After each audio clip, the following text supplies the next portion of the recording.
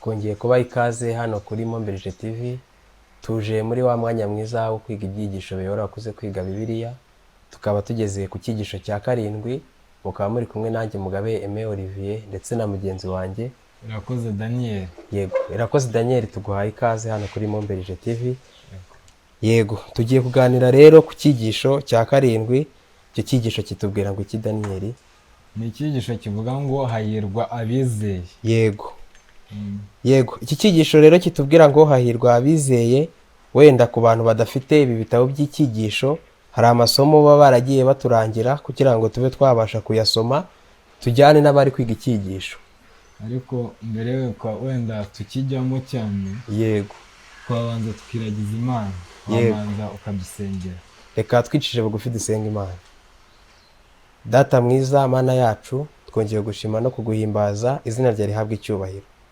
Tugushimiye ko waturinze kongeye kuduhuriza hano amahoro, izina ryawe rishimwe. Amen. Tugiye kwiga icyigisho, turakwinginze ngo twiyoborere, maze Data kizakore ku mitima y'abazacyumva, maze tuzibane nawe mu bwami bwo mu ijuru. Amen.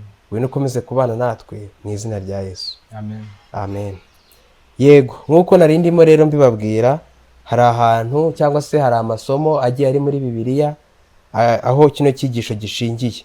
Yego, ayo masomo rero ni muri Yohana igice cya 8, niho icyigisho gishingiye ku murongo wa 54 kugeza 58, ndetse tuzagera no mu itangiriro igice cya 12 turebemo, mu Baroma igice cya 4 ku murongo wa 1 kugeza kwa 5 naho tuzarebamo, muri Yohana igice cya 12 rwose umuntu ufite Bibiliya yazagenda akasoma guhera ku murongo wa 1 kugeza kwa 8, Yohana igice cya 19 ku murongo wa 4 kugeza kwa 22, Yohana igice cya 20 ku murongo wa 19 kugeza 31, ndetse no mu gitabo cya Daniel igice cya 2 ndetse n'igice cya 7.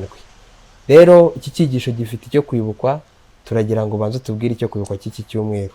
Icyo kubukwa rero cya kino cyigisho cyitwa ngo hahirwa abizeye. Yego. Yesu aramubwira ati wijejwe nuko umbonye, hahirwa abizeye batambonye. Byanditswe muri Yohana igice cya 20 ku murongo wa 29. Yego. Wenda ngira ngo ahangaha aya ni amagambo Yesu yabwiye Tom. Yego. Igihe cyo yari ashatse, atari ari kwizera neza ko Yesu yazutse, Yego. agashaka ibimenyetso n'ibihamya bigaragaza kuko uwo ngo bari kuvugana ari we Yesu Kristo. Yego. Ari byo basobanuye ahangaha. Ariko Yesu yamusubije yuko hahirwa burya abantu bizera Imana batabanje kuba basaba ibimenyetso. Yego, wenda twihuse muri kino cyigisho cyangwa se muri kino cyumweru tuzarebera hamwe abantu bagiye bizera badasabye ibimenyetso. Yego, reka twihute tugere ku ngingo yo kuwa mbere. Ingingo yo kuwa mbere rero itubwira ngo kwibutsa ibya Aburahamu. Yego. Tuzi yuko Bibiliya ivuga ko Aburahamu ari sokuruza w'amahanga yose. Yego, mu gitabo cy'Itangiriro.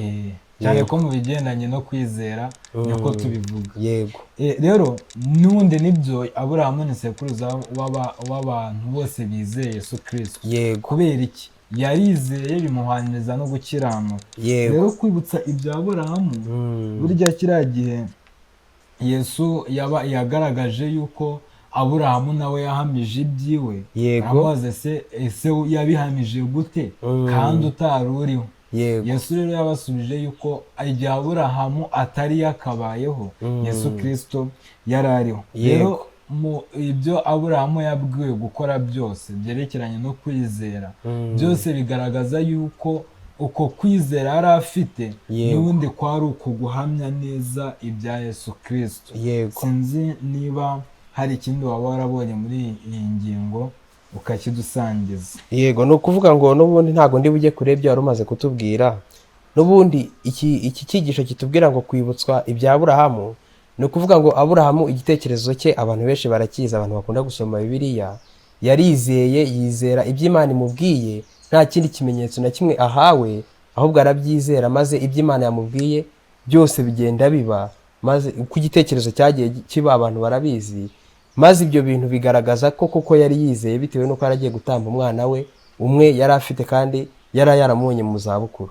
Rero icyo ni igihamya cyiza kitwereka kwizera mbere y'uko ubona ibimenyetso.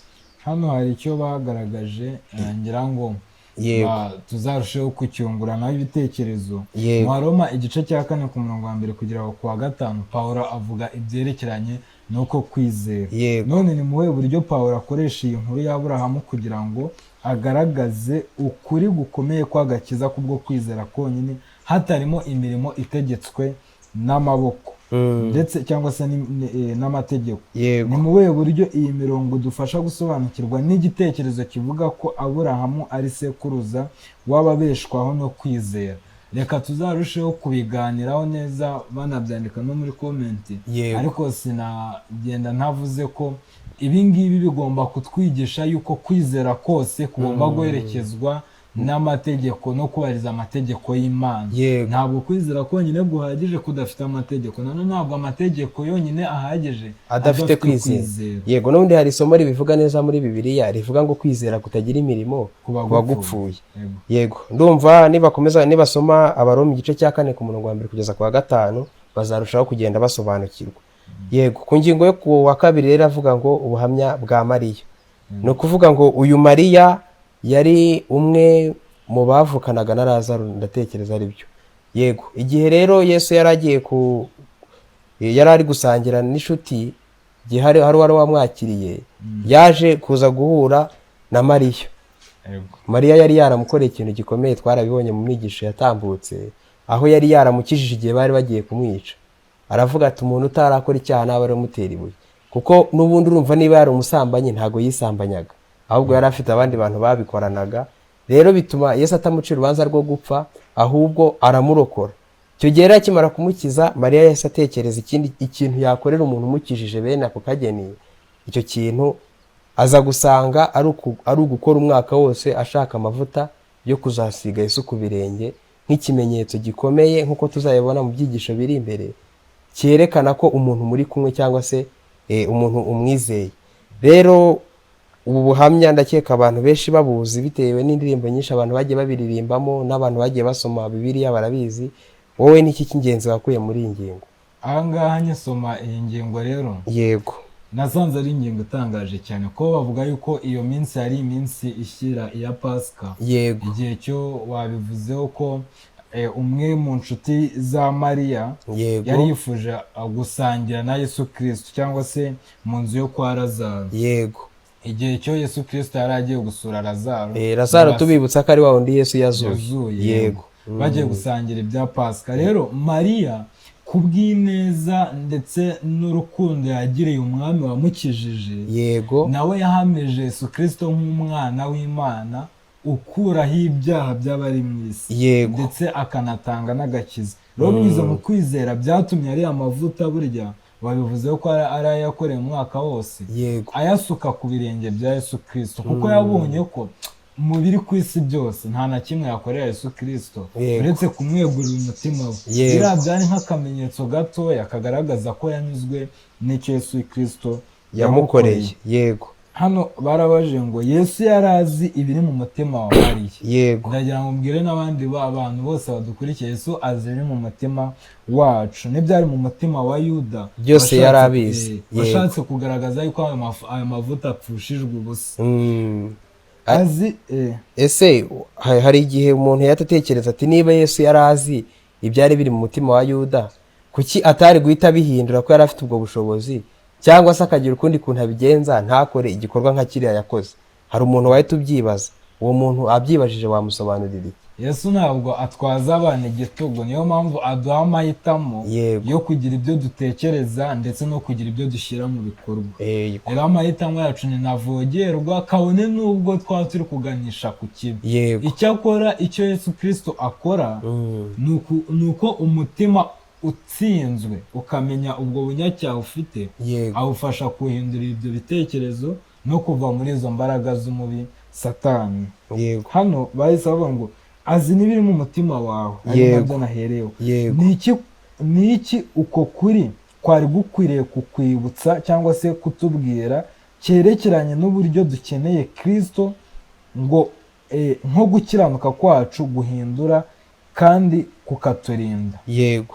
Dukeneye Yesu Kristo kugira ngo aduhindure amateka mu mitima yacu, tudatekereza ibintu uko bitari, kandi turusheho kugira kwizera no kunyurwa n'ibyo Kristo yadukoreye. Yego. Rero nguko uko Mariya yahamije Yesu Kristo. reka twihute tugere ku ngingo yo ku wa gatatu ivuga ngo ubuhamya bwa Pilato butari bugambiriwe.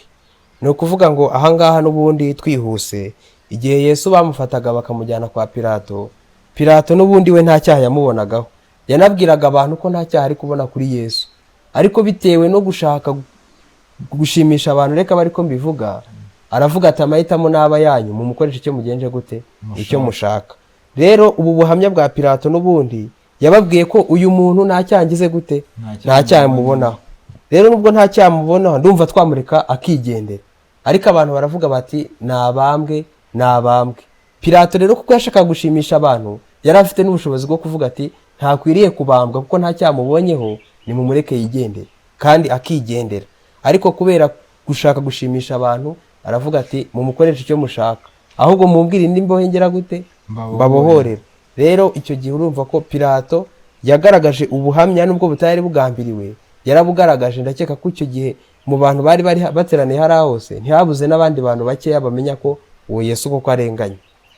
Rero wenda ni nabyo hano banditse, baravuze ngo Pilato ubwe yarazi ukuri, ariko kubwo kwemera gukoreshwa n'imbaga y'abantu, Pilato yaciriye Yesu urubanza rwo gupfa. Mbega urugero rubabaje rwo kutemera gukurikira iby'umutimanama wawe ukubwira ko ari ukuri. Ni ukuvuga ngo iyo Pilato aza kwemera ko umutimanama w'umuyobora, yari gukora mbega ibyo ibikwiriye kuko ukuri yari yakumenye. Yego, rero hano natwe tugomba kwirinda gukora ibintu ngo nuko abantu badushyizeho pressure kandi twebwe tuzi ukuri kuri mu mutima wacu.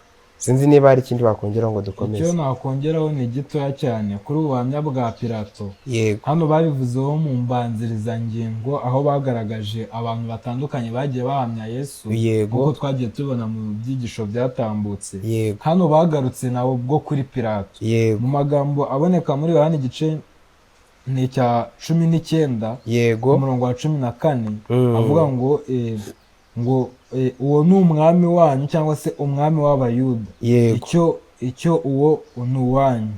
Ndetse no muri Yohana igice cya 19 ku murongo wa 6, Yego, havuga ngo kuko njyewe nta mubonyeho icyaha. Uwo ni Pilato rero yagaragaje yuko nta cyaha amubonyeho. Yego. Kandi anagaragaza ko ari umwami w'Abayuda, kandi koko Yesu Kristo yari umwami w'Abayuda kuko ari Mesiya w'Abayuda, wari warasezeraniwe Abayuda kuzacunga ubwoko bw'Imana.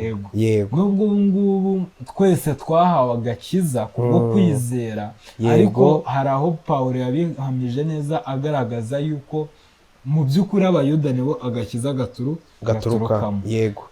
Rero Pilato nawe yagaragaje guhamya Yesu Kristo igihe muri rwa rukiko, agaragaza yuko Kristo koko ari umwami w'Abayuda, cyangwa se ari nta cyaha amubonyeho. Yego.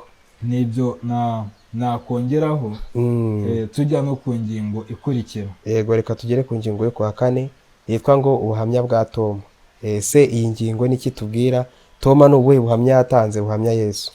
N'ubundi hano Yego, turagaruka kuri iki cyo kuruka twahereyeho, kitubwira yuko hahirwa abizeye batarabona. Yego. Uyu Toma rero yahamije Yesu Kristo. Yego. Ariko amuhamya asabwe ibimenyetso, cyangwa se asabye ibimenyetso. Yego. Ahangaha hatugaragariza yuko nubwo Toma yahamije Yesu Kristo, twebwe dukwiriye kwitonda cyane tukagira kwizera gushobora gutuma duhamya Yesu Kristo kabone nubwo twaba tutabona ibimenyetso. Yego. Kuko turamutse tugendeye ku byo kuba twaramubonye, kuri iki gihe nta muntu wakwizera, bitewe nuko iki gihe se hari ahantu agaragarira, nta hantu wamubona mu buryo buri fizikali, ahubwo ushobora tumubona mu kugira neza kw'Imana iba ibintu byose igenda idukorera, niho tugenda tubona ineza ye tukamenya ko kakora.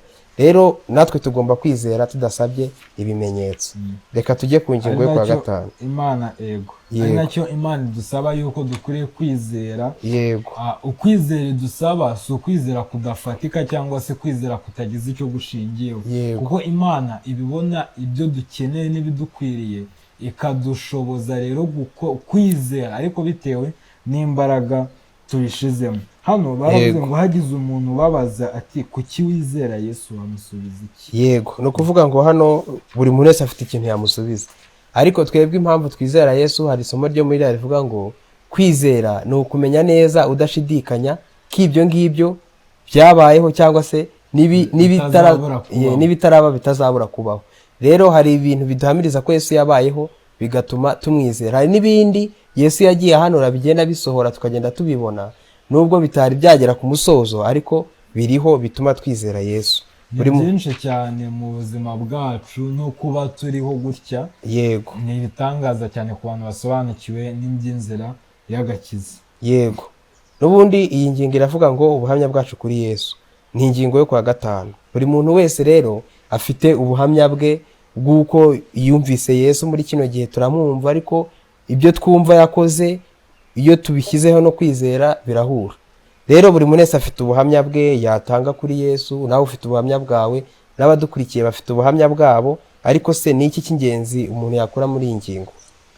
Iyi ngingo n'ubundi icyo yashaka kutubwira cyane Yego. ni ukureba ibitangaza byose twagiye dukorerwa, yego tugasubira mu byanditswe byera tukarushaho gusoma no gusobanukirwa. yego Dushobora gusanga dufite byinshi twahamya kuri Yesu Kristo. yego Ahangaha ariho bavuze ngo ikindi, buri muntu muri twe mu buryo bwacu bivuye mu mushyikirano dufitanye n'Imana, yego ashobora kugira icyo avuga cyerekeranye n'iby'ijambo ry'Imana cyangwa se no guhamya Yesu Kristo. yego Inkuru yacu ishobora kuba itarimo ibintu bitangaje nko kubona abapfuye bazuka cyangwa umuntu uvutse ari impumyi agahumuka, ariko ibyo ntacyo bitwaye. Icy'ingenzi ni uko tuzi Yesu ku giti cyacu, yego kandi mu buryo bwacu bwite tugatanga ubuhamya bumwerekeyeho nk'uko abavugwa mu butumwa bwiza bwa Yohana babigenje. Rero natwe dukwiriye kugira icyo duhamya kuri Yesu Kristo nk'abantu bagiriwe ubuntu n'amahirwe yo kuba turiho, tuhumeka bigakunda, tukaba dusobanukiwe n'iby'inzira y'agakiza. Ntabwo dukwiriye kubyigumanira mu mibereho yacu gutya gusa, ahubwo dukwiriye kubihamiriza abandi nabo bakarushaho kwizera. yego rero iki cyigisho cyari icyigisho kiryoshye cyane, cyagenda kitwereka abandi bantu bagiye bizera Yesu badasabye ibimenyetso. Natwe dukwiriye kwizera Yesu tudasabye ibimenyetso. Yego, reka dusoma n'amagambo make ari ku bindi byo kwiga no kuzirikanwa maze dusoze. Ngo benshi mu babaye imbata zo gushidikanya bisobanura bavuga ko baramutse bafite ibihamya nk'ibyo Toma yari afite bikomotse kuri bagenzi be bakwizera. Ntabwo babona yuko badafite ibyo bihamya gusa ko ahubwo bafite n'ibirenzeho. Ni ukuvuga ngo muri kino gihe abantu benshi bafite n'ibihamya birenze ibyo ba Toma bari bafite. Bitewe n'iki? Bitewe n'uko turabibona ko hari uwizeye hari n'ingaruka byamugiriyeho, hari n'utarizeye hari n'ingaruka byamugizeho bitewe no kutizera, bitewe n'uko tuba twasomye ibyanditswe. Icyo ni igihamya kitwemeza ko tugomba kwizera. Rero abantu benshi bagenda bavuga ati baramubonaga kuki batamwizeye kandi bari kumwe, ubwo twebwe twamwizera gute? Ariko twebwe dufite ibyanditswe bitubwira ko hari abatari mwizeye igihe bari kumwe, twebwe dusabwa kumwizera n'igihe tutari kumwe. Yego, ndumva twagana ku musozo. Ikindi ngiye navuga burya ni uko abantu twese dukwiriye kujya mu byanditswe byera tugasoma, kuko ntabwo twakwizera tutarasomye. Yego, urakoze cyane. Rero iyi gahunda yacu nakagaruka tuzahasubira mu cyigisho cy'icyumweru gitaha. Reka twicishije bugufi udusengere. Reka dusenge Imana. Yego. Data mwiza, Mana idukunda kandi ugira neza, izina ryawe rihabwe icyubahiro. Amen. Shimirwe kubw'amagambo yawe anyuze mu matwi yacu. Data turakwinze ngo udushoboze kugira kwizera ku kigero gishyitse, maze ubwo uzagaruka tuzishimire kugusanganira. Amen. Ufashe abadukurikiye bose barahatandukanye mu byo barimo byose, komeze kubahira no kubarinda, kandi data ubagaragarize yuko uri Imana ibakunda kandi ubitayeho, maze bagire icyo baguhamya mu bandi. Tugusabye mu izina rya Yesu. Amen.